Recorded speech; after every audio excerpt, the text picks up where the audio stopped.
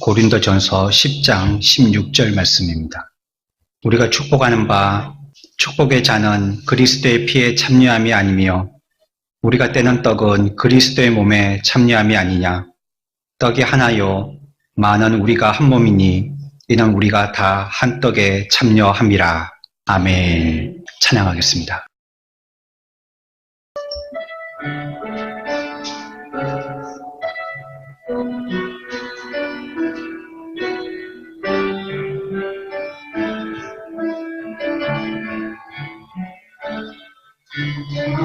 아름다운 곳이라 주님의 세계 참으로 내가 나갔고 솔직할 수 있는 곳 누구이라도 내가 말할 수 없는 이곳은 바로 주님의 세계라.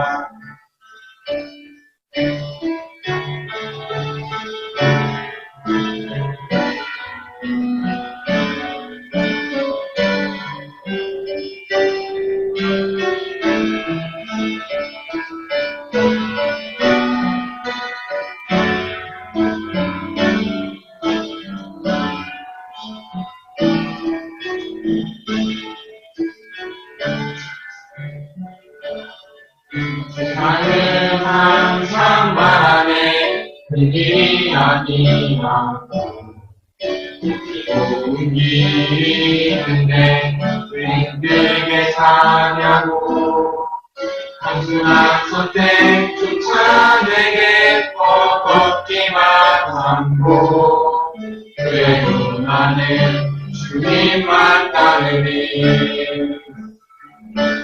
참 아름다워라 주님의 세계는 저 솔로몬의 꽃보다 좋은 백합화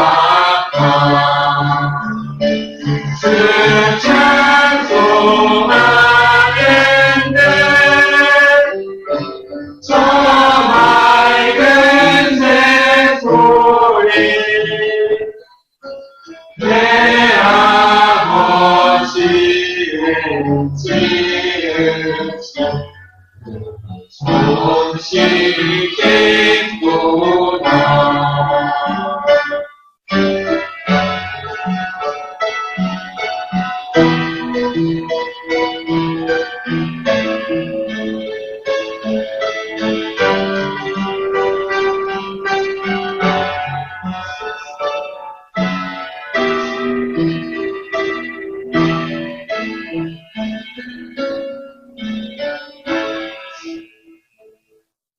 나는 계속 걸어갑니다.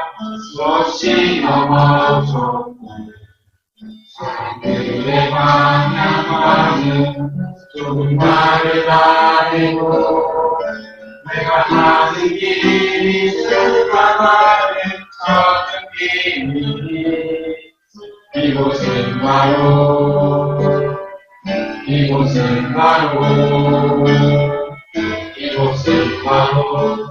주님의 세계라.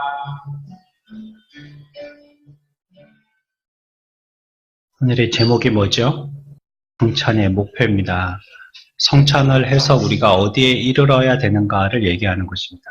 성찬은 우리가 참여하기도 하는 것의 의미도 있지만 참여해서 우리가 무엇인가 하는 겁니다. 오늘날 우리 그리스도인들이 무엇인가 예배에 그냥 참여만 하면 우리의 의무를 다한 것처럼 이렇게 생각해서 우리의 신앙이 굉장히 더디게 성장하는 걸 볼 때가 있습니다. 안타까운 일이죠.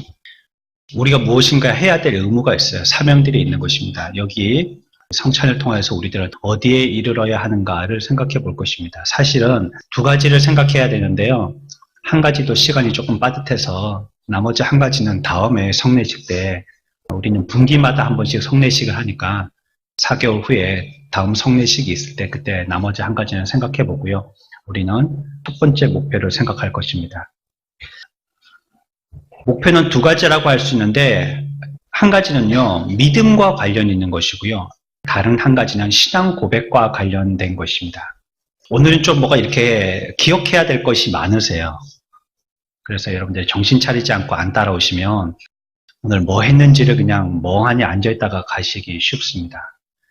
제가 이렇게 또 같이 해보자 하실 때는 따라 하시면서 또 여러분들이 뭐 필기하실 게 있으시면 필기하시고, 예배는 지식을 배우는 시간이 아니거든요. 하나님을 만나야 되는 시간이니까 그러면서도 하나님을 우리가 만나도록 우리의 영은 하나님 앞에 기울여져야 하겠습니다.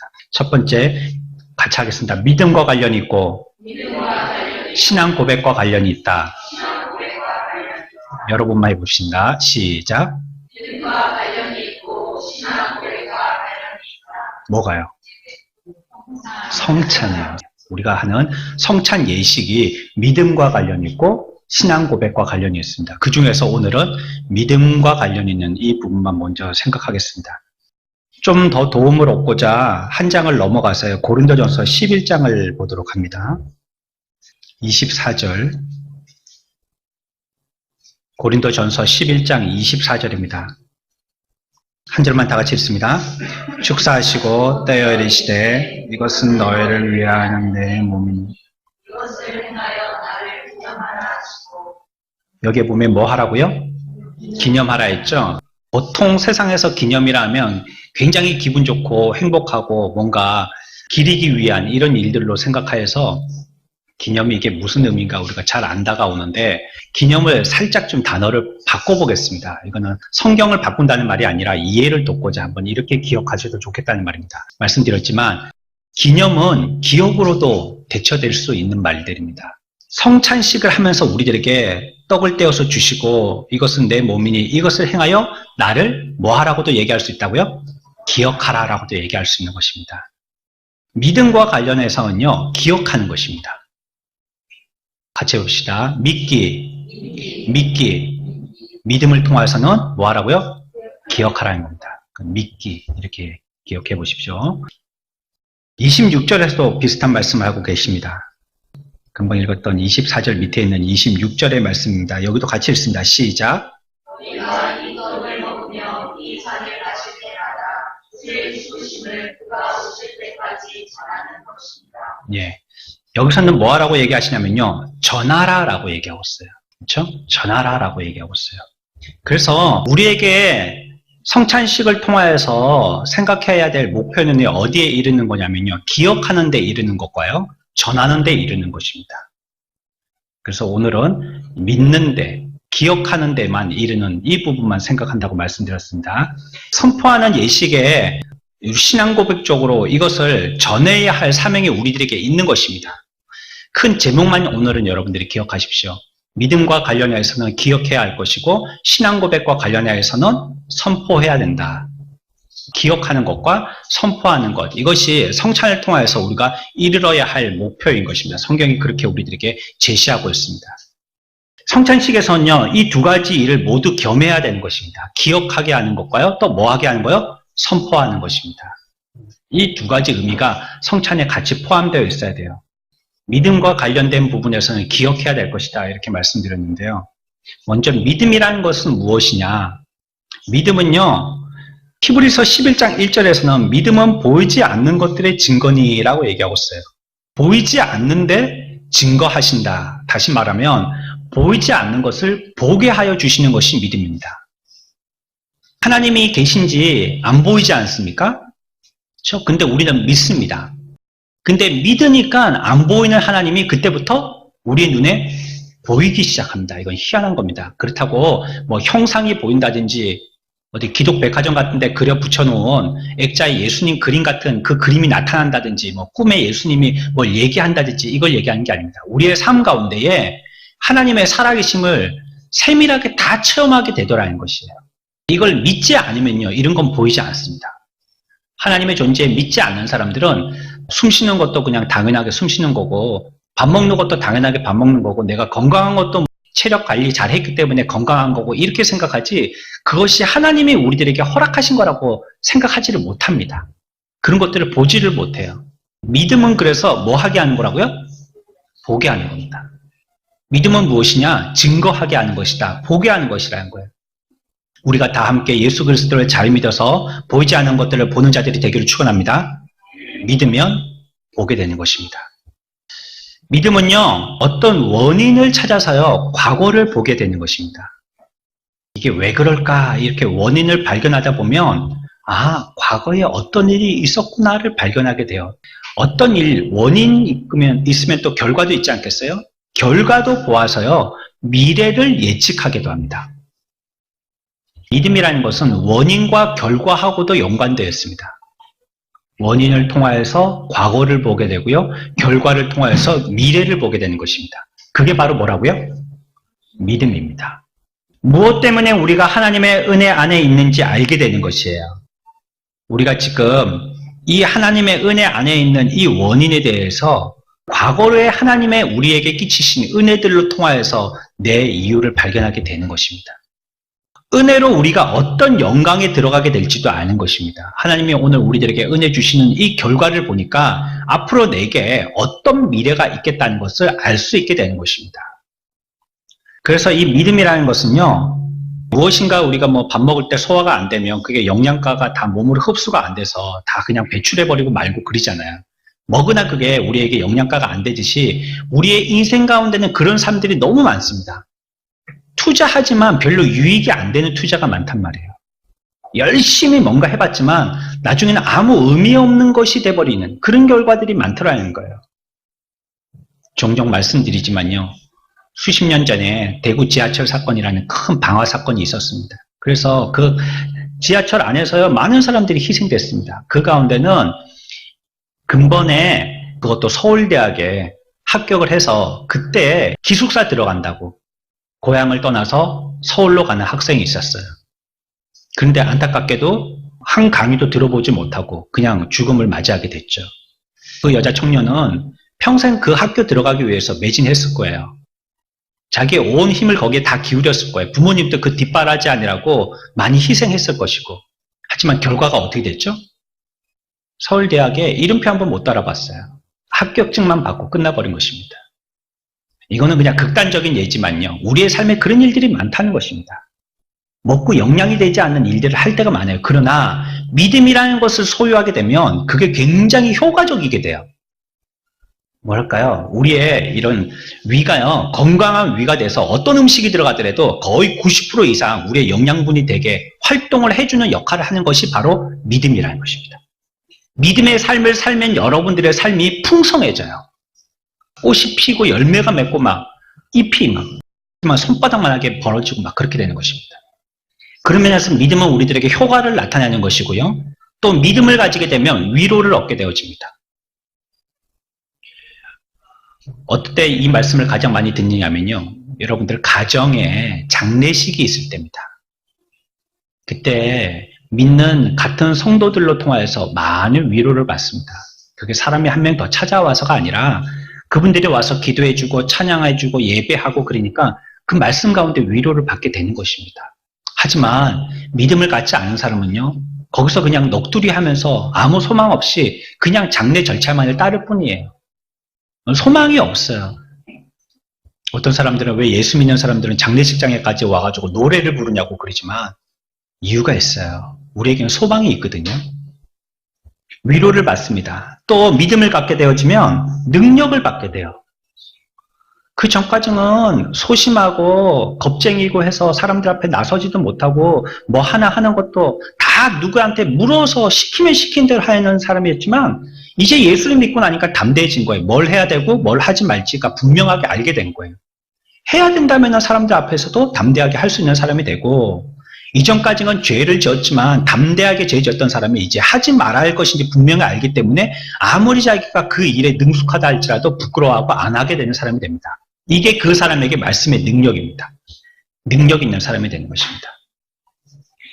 우리는 이 시간에 조금 더 깊이 들어가서요. 그리스도의 믿음에 대한 기억들로 우리의 신앙을 다져야 합니다. 그러니까 여기서 우리가 믿음에 관련됐다라고 말씀드릴 때는 그것은 저와 여러분들의 믿음을 얘기하는 것이 아닙니다. 무슨 믿음을 얘기하느냐? 우리를 위해서 죽으신 그리스도의 믿음을 얘기하는 것입니다. 그것을 뭐 하자고요? 믿기 했잖아요. 믿기. 기억하자는 겁니다. 믿음을 통하여서 기억하자 했잖아요. 그 믿음이라는 것은 우리가 어떻게 믿느냐를 얘기하는 게 아니고요. 예수 그리스도께서 어떻게 믿으셨는지를 기억하자는 겁니다. 성찬의 의미는 그런 의미입니다. 그러면 예수님이 어떤 믿음을 가지셨는지 알아야 되겠죠. 먼저 예수 그리스도는요, 하나님을 믿으셨어요. 이상하네. 예수님이 하나님이라 했는데 그럼 자기가 자기를 믿는다는 말인가? 성부 하나님이 있고 성자 예수님이 있고요. 성령 하나님이 계신데요. 그 삼위의 하나님을 우리가 다 이해할 수 없습니다. 우리의 인간의 언어로는 설명이 불가능해요. 강아지들이 사람을 이해할 수 있겠습니까? 걔네들도 지능이 있기 때문에 어느 정도 이해할 수 있겠지만 사람이 사람에게 얘기하는 그 대화처럼 그들이 썩 잘 이해하지는 못합니다. 어느 정도 가다가 막 눈치로 보고 야단을 치니까 겁을 내고 좋아하니까 반기고 그럴 뿐이죠. 인간들도 마찬가지예요. 하나님이 우리들에게 계시하여 주신 것 이상은 모릅니다. 모르는 걸 모른다고 해야지 그게 진실한 거예요. 모르는데 괜히 아는 척 해가지고 뭐 성부 하나님이 어떻고 성자 하나님이 성경에도 없는 말을 설명하느라고 덧붙이면요. 그러다가 2단, 3단 되는 겁니다. 모르면 모르는 걸로 끝나는 겁니다. 하나님이 우리에게 그만큼뿐이 안 가르쳐줬기 때문에. 한 분이시지만요. 성부 하나님과 성자 하나님과 성령 하나님은 따로따로이세요. 세 분이시면서 한 분이세요. 그래서 이 하나님을 일컬을 때 무슨 하나님이라고 일컫죠? 삼위일체 하나님이라고 일컫습니다. 성경에는 없는 단어입니다. 신학자가 만든 말입니다. 하지만 우리의 언어로서는 가장 잘 표현된 말이기 때문에 이 말을 씁니다. 삼위시지만 일체이시다라고 얘기하시는 겁니다. 그 2위에 계신 예수 그리스도께서 아버지 하나님께 믿음을 가지셨다는 거예요. 믿었다는 겁니다. 예수님이 하나님을 믿으셨다는 거예요. 히브리서 2장 14절에요. 자녀들은 혈과 육에 속하였음에 그도 또한 같은 모양으로 혈과 육을 함께 지니심은 죽음을 통하여 죽음의 세력을 잡은 자 곧 마귀를 멸하시며 라고 얘기하고 있습니다. 주님께서 자기 자녀들을 위한 구원 사역을 행하실 때요. 구원을 위해서 이 땅에 33년간 계시면서 그 사역들을 감당하실 때 한순간도 하나님을 의지하는 신뢰와 믿음에서 떠난 적이 없다라는 말입니다. 예수님은 뭐 하나님이가 믿을 필요도 없고 우리들에게만 믿으라고 요청만 하시냐, 그렇지 않으시다는 거예요. 그분의 삶의 모든 부분들은 다 하나님을 의지하고 신뢰하고 믿는 삶이셨어요. 계속 그러셨어요. 한마디로 얘기하면 예수님은요, 하나님을 믿으셨어요. 우리도 믿으란 말 많이 하고요. 같이 믿자는 말도 많이 하고요. 믿습니다라는 고백도 많이 하지만 이거는 굉장히 단순하면서도 중요한 원리입니다. 우리가 예수를 믿는 이 부분에서 흐트러진다면 다른 모든 기둥들은 다 흔들리고 마는 것입니다. 이게 기초입니다. 시편 16편 10절에도요. 이는 주께서 내 영혼을 소홀히 버리지 아니하시며 주의 거룩한 자를 멸망시키지 않으실 것임이니이다 라고 얘기하고 있습니다. 여기도 보면요. 예수님은요. 죽음 후에도 자신이 어떻게 되실지 믿었다는 거예요. 사람들이 왜 두려워하는지 우리가 뒤에 가서 이제 조금 더 설명을 드리겠지만요. 사람들이 죽는 걸 두려워하는 것은요. 죽음 이유를 모르기 때문에 그렇습니다. 자기가 죽음이 어떻게 될지 모르기 때문에 그래요. 죽고 나서 뭐 깜깜해질지 잠자는 사람처럼 TV에서 나오는 시신 부검하듯이 잘라도 배도 꼬매도 모르는 시신처럼 무능한 사람이 될지 무감각한 사람이 될지 어디에 가는지 얼마나 살지 모르니까요. 사람들이 두려워하는 것입니다. 개그 프로 같은 데 보면 코미디 프로 같은 데 보면 이렇게 통을 앞에 두고요. 앞 사람들만 보이게 하고 자기는 안 보이게 한 다음에 그 통 위에다가 천을 덮고요. 구멍을 내서 손으로 만져보고 무엇인지 알아맞추는 게임 있잖아요. 이런 거.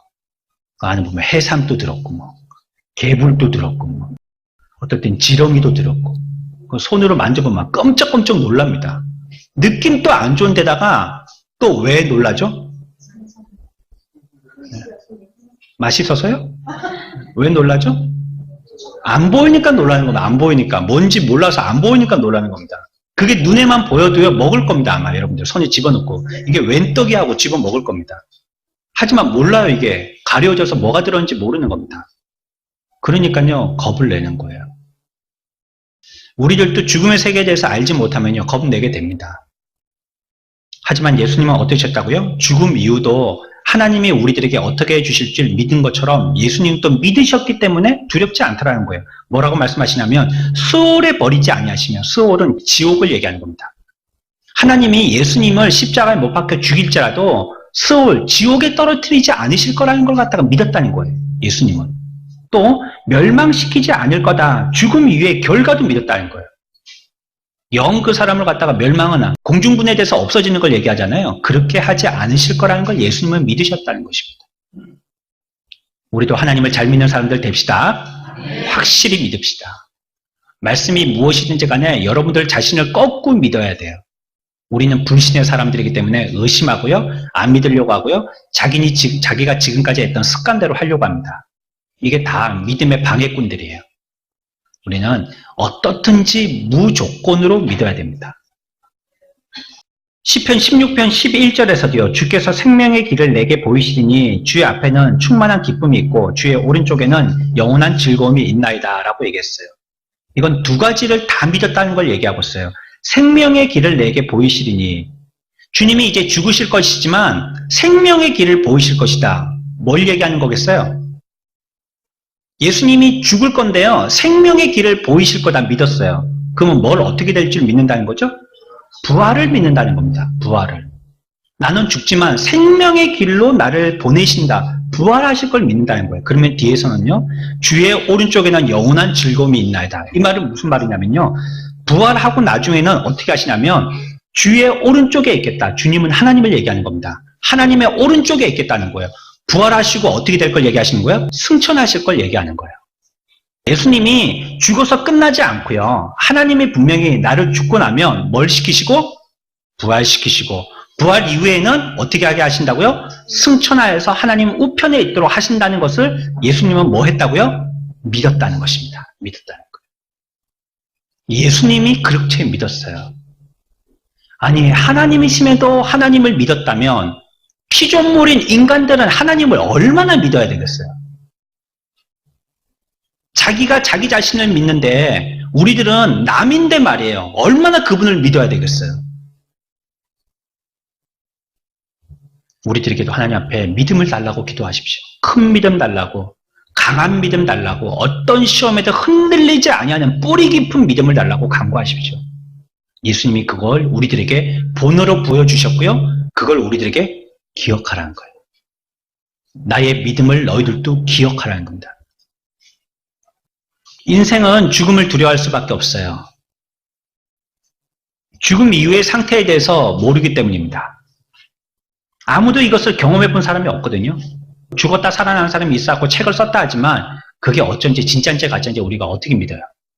꿈에 뭐 그림을 본 건지 뭐 영화 보고 기억이 흐릿한 걸 지가 얘기하는 건지 어떻게 우리가 알 수 있어요? 먼저 경험해 보지 못한 것에 대한 두려움을 갖는다는 건요. 보이지 않기 때문이에요. 죽음의 문턱을 넘어서면요. 우리의 영혼은요. 눈으로 본 적도 귀로 들은 적도 없는 상태에 들어가게 됩니다. 그럼에도 불구하고요. 그 가운데서 기쁨과 위로를 느낀다면요. 그리고 하나님 앞에 자기의 영혼을 맡긴다면요. 이것이 얼마나 믿음의 순수한 행동이겠냔 말이에요. 정말 순진한 사람들은 사람들을 믿습니다. 그래서 내가 경찰청 직원인데 빨리 돈을 빼가지고 이쪽 구좌에 넣으시라고. 순진한 사람들은 거기 다 넣으세요. 나중에 보니까 경찰청 직원이 아니고 보이스피싱이에요. 아이고 죽었다. 그게 어떻게 모은 돈인데. 예수님이 이와 같이 자기가 본 적도 들은 적도 없는 세계에 들어갈 수 있게 되겠지만 하나님께 자기 자신을 갖다가 내어 맡겼어요. 완전히 내어 맡긴 겁니다. 그렇지 않으면 여러분들이 죽겠습니까? 죽음에 대해서 부활이나 부활 이후에 승천에 대한 확신이 없는데 누구를 위해서 죽는다는 개죽음을 누가 하겠어요? 어쩜 하나님이시기 때문에 그걸 갖다가 다 꿰뚫어 봤다 그러면 할 말이 없지만요. 예수님도 인성을 가지신 사람이시기 때문에 우리와 같이 짐작해 본다면 충분히 갈등이 있으셨겠지만 그와 같이 하실 수 있었던 건요. 죽음 이후의 세계에 대해서 전적으로 하나님 앞에 내어 맡긴 겁니다. 여러분들의 인생을 여러분들이 책임지려고 그러면 더 잘못됩니다. 보이지 아니하는 저 문 밖의 세계처럼 그렇게 암울하고 소망도 기대도 어떻게 해야 될지 갈피도 못 잡겠지만 그때 믿으십시오. 주님 앞에 완전히 믿으세요. 이 일을 했을 때 내 뒤에 결과가 어떻게 될지 몰라요. 하지만 믿음으로 하면 그 사람은 승리합니다. 말씀의 진리대로 하는 사람은요. 진리가 그 사람을 인도합니다. 하지만 자기 꾀로 하는 사람은요, 분명히 자기 행동에 대해서 자기가 책임져야 됩니다. 인생의 자기 행동을 자기 책임질 사람이 어디 있어요? 벌려만 놓지 수습할 사람이 누가 있습니까? 몰라도 보이지 않고 확실하지 않고 경험해보지 못했고 할지라도 예수님과 같이 믿으셔야지. 또 한 가지는요, 보이지 않을 뿐더러 그 한 번의 상태에 들어가면 돌이킬 수가 없어요. 죽었어요? 그 사람이 지옥 갔어요. 아이고야, 지옥에 있네. 내가 막 없는 줄 알았더만 있네. 아, 잘못됐단 말. 하나님께 한 번만 용서해 주세요. 네. 지옥에 없는 줄 알고 그래 뭐 하나님이 인심이 있으시니까 또 우리는 정이 있잖아요. 그러니까 한 번만 좀 이렇게 좀 이렇게 한 번만 살려주시면 이제 열심히 예수 믿을게요. 이게 안 된다는 거예요. 이게 바꿀 수만 있다면 바꾸면 좋겠죠. 우리는 이 세상을 살면서 손바닥 뒤집듯이 얼마나 우리의 말을 바꿉니까? 한다 했다가 안 하고 안 한다 했다가 하고 얼마나 우리들은 하나님 앞에 간사한 짓들을 많이 합니까? 그런데 죽어서까지 또 그러려고 그러는 거예요. 하나님 한 번만 바꿔주신다면. 근데 죽어서는요, 기회가 없어요. 바꿀 수가 없어요. 여러분들이 어떻게 행동하셨든지 죽으면 그걸로 귀결된 겁니다. 마침표 찍어진 거야. 땅땅땅. 끝난 것입니다. 그러니 우리들은 두려울 수밖에 없죠. 죽음에 대해서. 또한 죽고 나면요, 변하질 않아요. 안 돼요, 이제. 선한 사람이 악하게 된다든지 악한 사람이 선하게 된다든지 바뀌지 않아요. 천국 간 사람이 지옥 간다든지 지옥 간 사람이 천국 온다든지 바뀌지가 않아요. 두렵습니다. 그래서 우리들은 우리의 구원을 주님은 얘기하실 때 두려움으로 구원을 이루라 했어요. 장담했더니 다 올 줄 알았더니 말이에요. 아이고, 박 권사님 또 오시고 최 권사님 또 오시고 이 집사님 또 오시고 윤 장로님 또 오시고 뭐 서리 집사 김건철 또 박청년 아이들까지 다 왔는데 다 왔어요. 근데 보니까 목사님이 안 계시네. 그 목사님이 천국에 왜 안 오셨지? 다음 차를 타고 오시나? 이렇게 돼서 안 된단 말이에요. 이렇게. 예? 아이고, 우리는 다 천국 가서 만날 줄 막 안심을 하고요. 갔는데 딱 가보니까는 천국에 가서 놀라는 게 두 가지랍니다. 하나는 올 사람이 안 와서 놀란 거. 두 번째, 안 올 사람이 와서 놀란 거. 우리가 기대와는 전혀 다를 수 있어요. 그래서 우리의 구원은 조심하여야 합니다. 장담할 수 없어요. 내가 뭐 교회 좀 다닌다고 구원 완전히 받은 걸로. 물론 예수 보혈의 피가 변화되는 건 아닙니다. 하지만 우리가 구원을 이룰 때는 그렇게 장담하면서 하는 게 아니에요. 조심하게 하는 겁니다. 죽음이라는 것 자체는 강력한 두려움을 지니고 있습니다. 근데 이것을 이길 수 있는 것이요, 오직 강력한 믿음밖에 없어요. 근데 그 믿음이 없으면요, 죽기를 얼마나 두려워하는지 아십니까? 마지막에 임종하시는 분들 가운데서 예수 안 믿는 들의 죽음을 여러분들이 목격하신 분들 계세요? 끔찍합니다. 허공에 손을 휘저으면서 안 죽으려고 발악을 합니다. 뭐 시커먼 것이 어젯밤에 왔다 갔다고 무서워가지고요, 자기 아내를 부둥켜 안고요, 나 무서워 그러다가 죽습니다. 죽음의 공포는 대단한 것이거든요. 근데 이걸 어떻게 이겨요? 뭘로 이기겠어요? 잊어 아니야 뭐 그 말 가지고 있겠어요? 그거보다 더 강력한 힘이 없으면 못 이기는 거예요. 그게 뭐냐? 믿음이에요. 이후에 하나님의 살아계시고 역사하시고 이후의 세계에 대해서 보장이 예수님처럼 죽음 이후에도 믿는 그 믿음이 있을 때 우리들은 평안한 가운데 노래하면서 천국 가는 겁니다. 어떤 책에서는 그렇게 설명해 놨어요. 마치 어린아이들이 다음날 소풍을 가는 것과 같다. 뭐가? 죽는 게. 아이들이 전날 소풍 갈 때 어떻게 하는 줄 아시죠? 그 녀석들이 막 9시만 되면 꼬박꼬박 막 닭병 걸린 아이들처럼 막 자고 그래갖고 막 아침에도 깨워도 안 일어나던 아이들이 다음날 소풍 간 다음에 어떻게 해요? 새벽에 엄마가 이제 부시럭부시럭 이제 김밥 쌀 거라고 5시에 일어나면 그때 벌써 일어나가지고 엄마 몇 시야? 이래가지고 김밥 싸는데 옆에 붙어갖고 그거 다 주워 먹지 않습니까? 아이는 소풍 빨리 가고 싶은 거예요. 빨리 가고 싶은 거예요. 그 기대가 있는 거예요. 예수 믿는 사람들에게 죽음이라는 것은 그런 거예요. 여기는 슬픔과 괴로움뿐이잖아요. 하지만 천국은 영원한 기쁨과 행복에 있는 곳이에요. 그러니 더 좋은 데 가니까 김밥 많은 엄마 옆에서 빨리 가고 싶어요 하는 거예요. 주님의 죽으심은 그와 같은 것이었었습니다. 그분은요, 하나님에 대한 믿음이 있으셨던 것이에요. 그리고요, 자신의 죽음이 어떤 목적을 위한 것이고 어떤 결과를 위한 것인지에 대한 믿음도 있으셨어요. 내가 왜 죽는지, 그리고 그 결과가 무엇인지에 대한 믿음도 있으셨어요.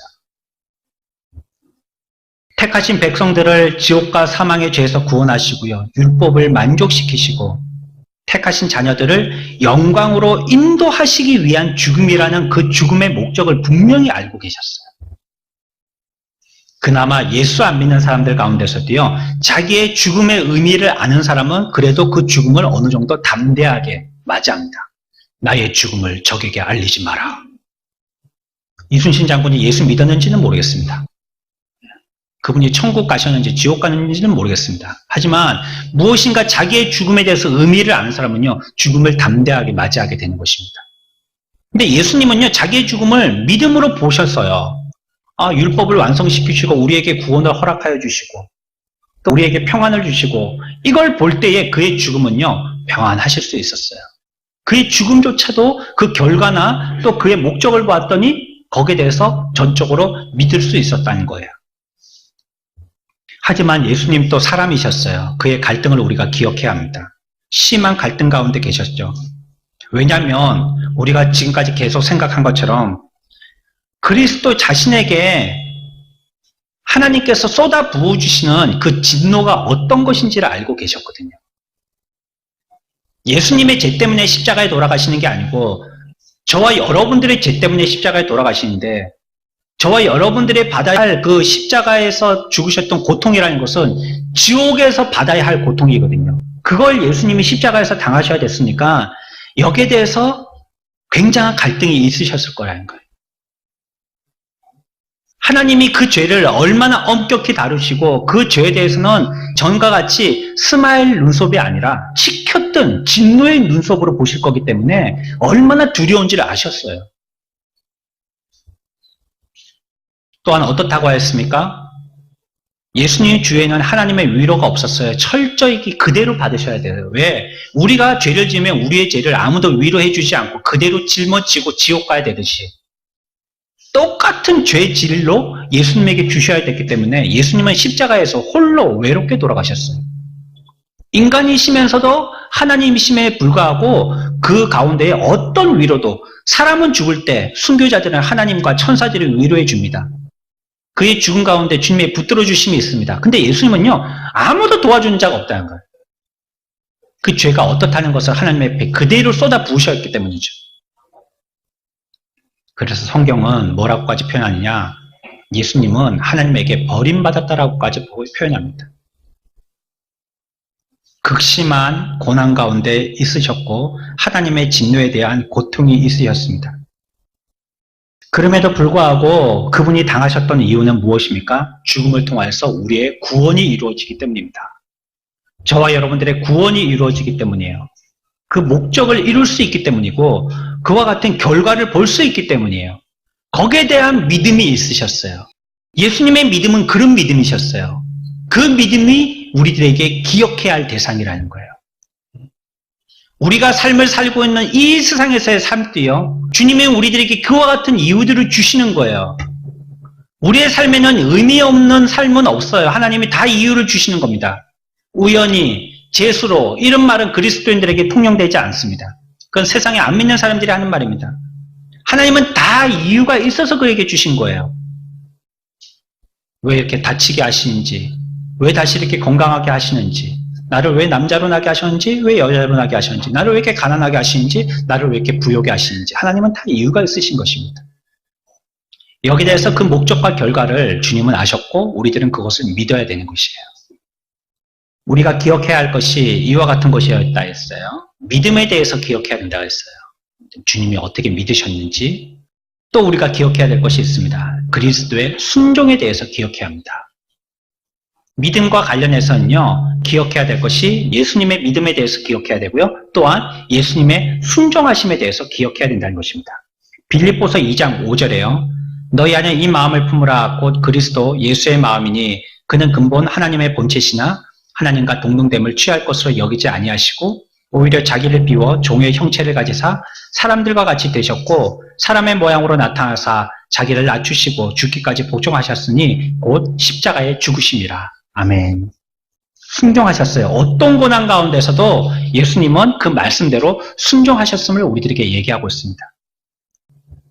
예수님이 우리들에게 이와 같이 구원을 주시기 위해서 하나님 앞에 순종하신 것을 우리들은 기억해야 되는데 왜 그렇게 순종하셨는지 그 이유도 알아야 되겠죠. 그것은 첫 번째는 우리에 대한 사랑 때문이에요. 그래서 순종하신 것입니다. 이를 악물고 이를 바닥바닥 갈면서 아이고 내가 이거 참기만 하면 어떻게 뭐 돈 100만 원 얻게 된단다. 하기도 싫은 일이지만 한번 참아보자 바닥바닥 갈면서 그렇게 하지 않으셨다는 주님은.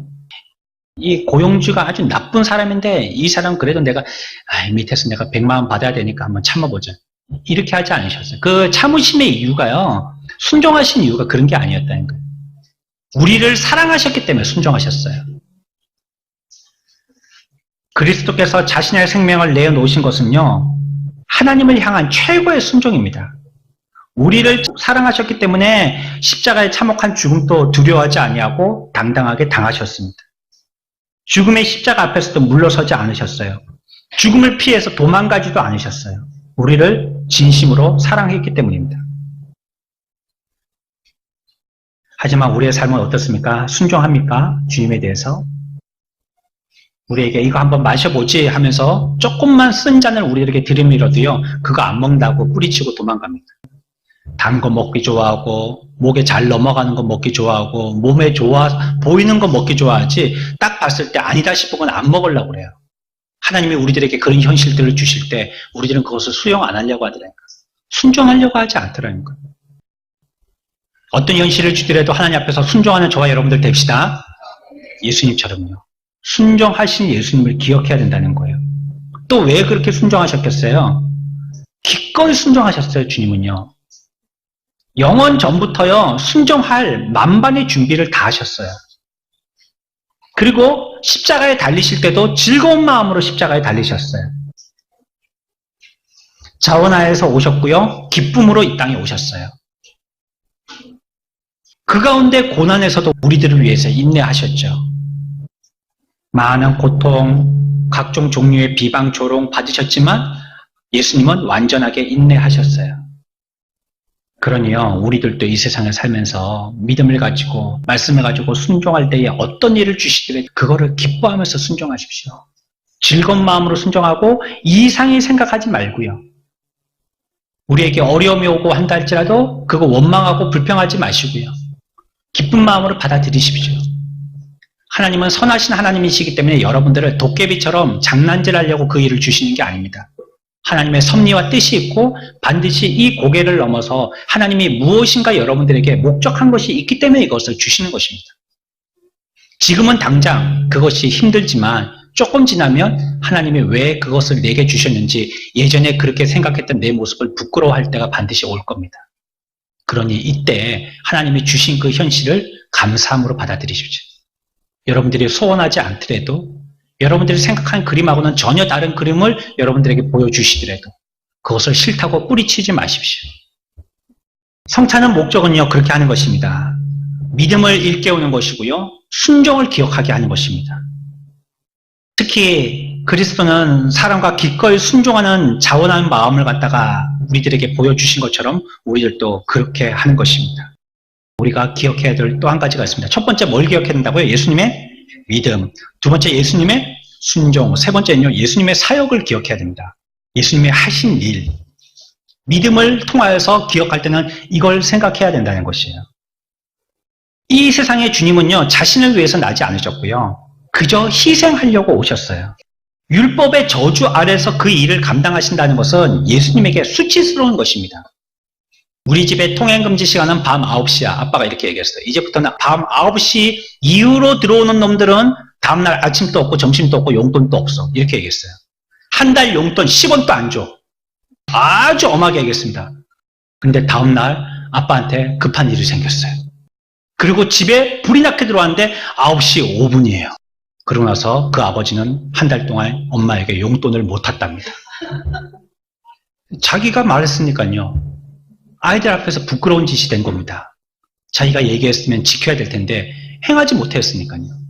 마치 예수님이 율법하에 십자가에 돌아가신다는 말은 그와 같은 것입니다. 자기가 율법을 제정해 놓고도 그것을 갖다가 그 밑에 있어야 된다는 거예요. 율법 밑에서 지키는 자가 되어야 된다는 거예요. 그리고 그 죽음의 형벌은 어떻겠습니까? 근사한 죽음이나 멋진 죽음이나 굉장히 드라마틱한 죽음이 아니었습니다. 참혹하고 끔찍한 죽음이셨습니다. 하지만 주님은 우리들에게 얘기하셨어요. 너희가 이를 행하여 나를 기념하라 라고 말씀하셨습니다. 이 말은요, 친구들에게 할 수 있는 말입니다. 나를 기억해줘. 포겟미나, 나를 잊지 말아줘. 물망초의 꽃 이름의 뜻이죠. 나를 잊지 말아줘. 친구에게 얘기하는 것입니다. 주님이 우리들에게 그런 어투로 얘기하신다는 거예요. 기억해라. 이건 명령이라기보다는요, 우리들에게 그와 같이 친근하게 말씀하시는 겁니다. 내가 왜 희생했는지 알겠지? 내가 왜 죽었는지 알겠지? 내가 왜 그런 삶을 살았는지 알겠지? 너희들도 기억해. 이렇게 말씀하시는 거예요. 그 말을 다른 말로 한다면 하나님의 우리에 대한 사랑을 기억하라는 말이고요. 주님이 우리들에게 베푸신 그 인자하심을 기억하라는 말입니다. 성찬식으로서 그리스도의 믿음을 기억하고요. 그분이 우리들에게 베푸신 사랑을 기억해야 되고요. 그분이 행하신 우리들을 위해서 행하셨던 그 일들을 기억해야 하는 것입니다. 그리고 우리들은 그 일을 행할 때에 오늘 우리가 성찬에 임할 때 이런 태도로 임해야 됩니다. 이것만 생각하고 마치겠습니다. 어떤 태도로 임해야 되느냐? 그리스도를 기뻐하는 태도로 임해야 되는 것입니다. 우리의 마음에 기쁨이 솟구쳐야 됩니다. 우리 가운데 영적인 이 일에 하나님이 이 시간에 함께 하심을 체험해야 됩니다. 어려운 말로 임재라고 부르죠. 하나님이 이 시간에 우리와 함께 하심을 체험해야 돼요. 또 우리들은 그 그리스도를 기념하는 마음에 감사가 있어야 돼요. 근데 그 감사는 어떤 것이냐? 하나님 앞에 밥 한 그릇 사드리면 되느냐? 아니요. 여러분들이 인격적인 삶을 살아야 돼요. 인격적으로 감사하는 삶이 돼야 된단 말입니다. 헌금은 감사 헌금 해놓고 삶은 맨날 불평이에요. 그건 감사한 사람이 아니에요. 인격이 변화돼야 돼요. 최소한 입에서 불면하던 것 말이라도 쑥 들어가야 돼요. 그리고 그것이 발전돼서 감사가 돼야 돼요. 하나님, 다리 부러지게 해주셔서 감사합니다. 만약에 엉덩이가 부러졌더라면 눕지도 앉지도 못할 텐데 다리라도 부러지니까 질질 끌고라도 다니게 해주시니까 감사합니다. 예전에 불평하던 사람이 감사가 되는 겁니다. 기뻐하고 감사하고 그 다음에 그 말씀대로 우리들은 준행해야 됩니다. 따라 사는 것입니다. 요한복음 8장 31절에 너희가 내 말에 거하면 참 내 뭐가 된다고요? 제자가 되고. 제자는 따라다니는 사람이 아니고요. 행하는 사람입니다. 아무리 따라다녀도 말씀대로 행하지 않았던 가룟 유다는 제자에서 제외됐습니다. 끝까지 행했던 자들만 제자로 인정받았습니다. 저와 여러분들은 제자입니까? 아니면 군중입니까? 요한복음 14장 15절에 너희가 나를 사랑하면 나의 계명을 지키리라 말씀합니다. 정리하고 마치겠습니다. 성찬식을 통하여서 우리들은 믿음으로써 기억해야 될 것이 있다고 그랬어요. 한데 그 믿음이라는 것은 내 믿음이 아닌 누구의 믿음? 예수님의 믿음을 기억해야 된다는 것입니다. 예수님은 어떻게 믿으셨어요? 예수님은 어떻게 하셨어요? 뭘 기억했다고요? 믿으셨다는 거. 예수님이 하나님을 믿으셨다는 거. 그 다음에 예수님은 어떻게 하셨어요? 순종하셨다는 거. 순종하셨다는 거. 그걸 우리가 기억해낸다는 것입니다. 또 우리는 뭘 기억해낸다고요? 그분의 사역이 어떤 사역이셨는지, 누구를 위한 그 고통은 무슨 의미의 고통이었는지 이거 우리가 기억한다는 것입니다. 그것이 성찬의 목표하는 것입니다.